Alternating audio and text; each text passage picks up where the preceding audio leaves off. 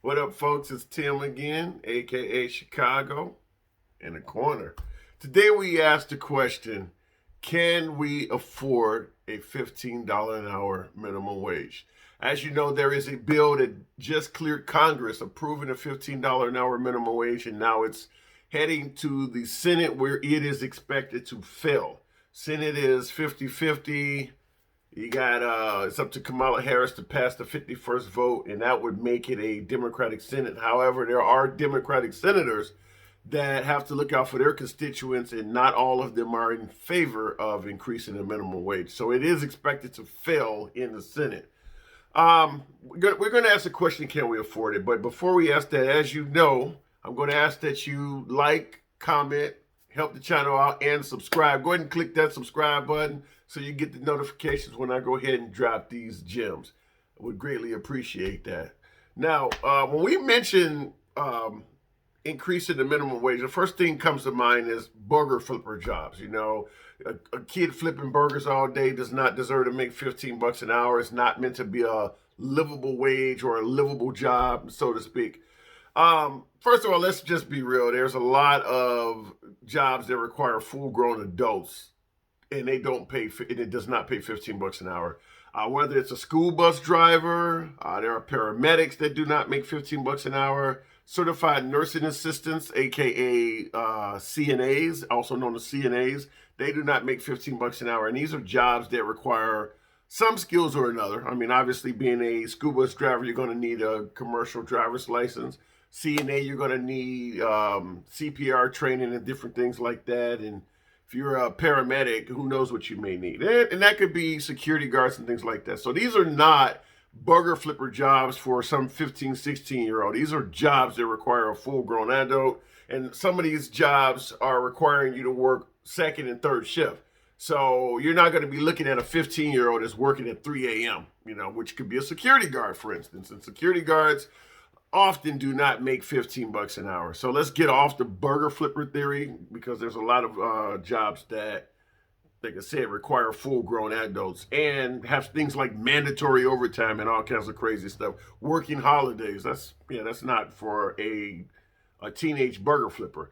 The usual pushback is that if you raise minimum wage, inflation will also go up. Well, minimum wage has not really increased over the last 15 years or so. How's inflation been doing? I mean, we just have to ask the question of, will inflation react, pretty much in the same way that the minimum wage does? In other words, if minimum wage does not go up, will inflation stay with it? As we all know, the answer is no. Things are going to go up in price no matter what. I mean, you're paying more for cars and things like that. You're paying more to heat your home. You're paying more to purchase a home than you were 10 or 15 years ago. And the minimum wage is still the same. So these two things are not necessarily commensurate with each other. Also, keep in mind the price of televisions, a lot of computer equipment, things like that. You pay less for phone service now. So things have been going up in some areas and going down in some areas, regardless of what the minimum wage has been doing. So will inflation increase with increase in the minimum wage? Some areas, yeah. Some areas, no. I mean, it's going to be a little bit more of supply and demand. I mean, I can purchase clothing from a cheap place like Walmart in 2021 that probably would have cost me more before Walmart came around in the early 90s. You can go to Walmart even for a grown man and get a pair of pants for under 20 bucks. And that's in 2021. 1990, I don't know if that was necessarily possible. So that's not, the minimum wage and inflation, they're not necessarily related like that. And let's just be honest, it doesn't matter what you increase the minimum wage. There's going to be people that say, well, look, I can't afford that. Here's another thing I would also say is, because when it comes to increasing the minimum wage, another thing that you hear very common is that, well, small businesses can't afford it. Well, I tend to agree and disagree. You got a little mom and pop restaurant where they're getting, 10 customers an hour. Yeah, they probably can't afford it. But what if you got a law firm and he has one or two secretaries that answer the phones for him? You're going to tell me that paying that secretary an extra $2 an hour is going to bankrupt that law firm? What if you have a family practice, a doctor around the corner from your house, or a dentist down the street from your house, and that dentist has, one or two individuals that schedules their appointments? You're going to tell me that increasing that scheduler's salary by $2 an hour is going to bankrupt the entire medical facility? No, so we need to get out of the mindset that all small businesses are struggling. That's just not true. But I will say that an increase to $15 an hour probably would be a burden on small business more than it would be on a place like Walmart. So you could do things. For instance, let's take Trump just recently passed what he calls one of the biggest tax cuts in history, and it went mostly to business. Okay, we're going to give you a tax cut, and as a result, you pay the employees maybe $1 or $2 per hour. We don't have to go all the way to 15. We just don't need to stay stagnant where we've been over the last, 15, 20 years. You could get to 15, you just don't have to do it overnight, but you should make it a goal to eventually get there. So when he handed down one of the largest tax cuts we've seen in a while, why not ask the businesses to do something in return? Pay the employees an extra $1 or $2 an hour. Instead, you help the business out and you leave the low guy with the same salary he had before you gave the tax cut.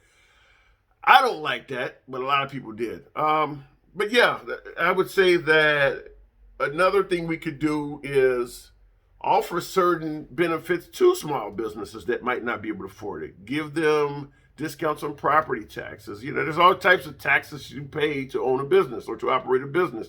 There's all kinds of places where you can give reductions and give incentives to subsidize employers that want to pay their employees more.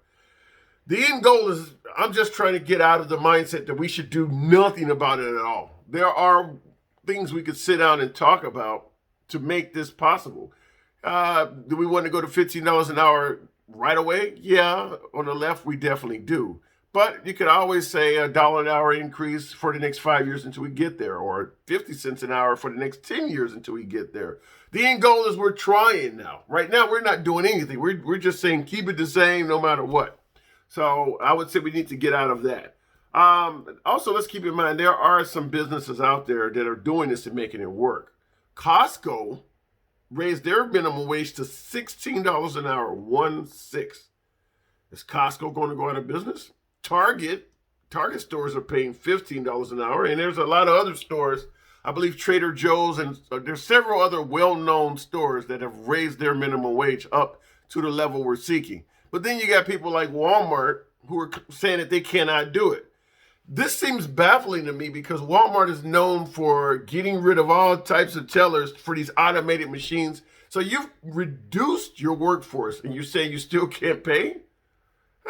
Maybe that's not necessarily true. Because like I said, Costco is able to do it, but Sam's Club is not. Why not? I just don't get that. They're direct competitors. Same thing with Target versus Walmart. In fact, I would assume that Target has far more customers than Walmart has far more customers than Target. But for some reason, Target can do it and Walmart can't. So it might not necessarily be a matter of some of these businesses not being able to do it. It could be a matter of them just simply not wanting to do it, which is also why I would transition to the argument that we shouldn't have a minimum wage, or we should allow employers to pay people what they think they're worth, and all these other things, because you get a company like Walmart, you may never see an increase. In fact, the increases that Walmart have given out, a lot of it's been due to pressure. People have been making a name out of them. They've become synonymous with a low-paying employer. So slowly but surely they have begun to raise their raises, but they came on the scene with a horrible reputation in regards to how they treat employees. So yeah, you don't want to just necessarily say leave it up to the employer, because some people, everybody doesn't reward hard labor. And I believe that Walmart came on the scene and they were one of those individuals. Even with McDonald's, we talked about burger flipping jobs. A lot of McDonald's are going automated. You come in now, there's a machine there where you put in your order as opposed to going to the counter, and the cooks get what the information on the machine has and they put your order on the counter. So you can get rid of a teller or two. Are McDonald's salaries going up? I haven't heard about it. So, you're going to say that if you increase the minimum wage, they're going to get rid of people and they're going to raise prices. But if you keep it the same, we're not going to reward you at all. If we actually can find a way to make more money by getting rid of employees with automation, we're not going to reward you at all. But if you give employers more money, we're going to punish them. Like I said, I tend to differ on the way that comes across. It looks like there's some kind of sinister action in there as opposed to it just simply being supply and demand or action versus reaction. So another reason I would say in regards to the minimum wage, and can America afford a $15 an hour minimum wage? My guess is we're already paying it. And what I mean by that is, regardless of what you pay an employee, that employee still has needs. I mean, you got to eat no matter what your salary is. You need housing no matter what your salary is. You need shelter, clothing, regardless of what your salary is. So what ends up happening is, if you have a full-grown working adult making $7.50, $8.50, $9 an hour, and they cannot afford those things, they're applying for welfare and food stamps.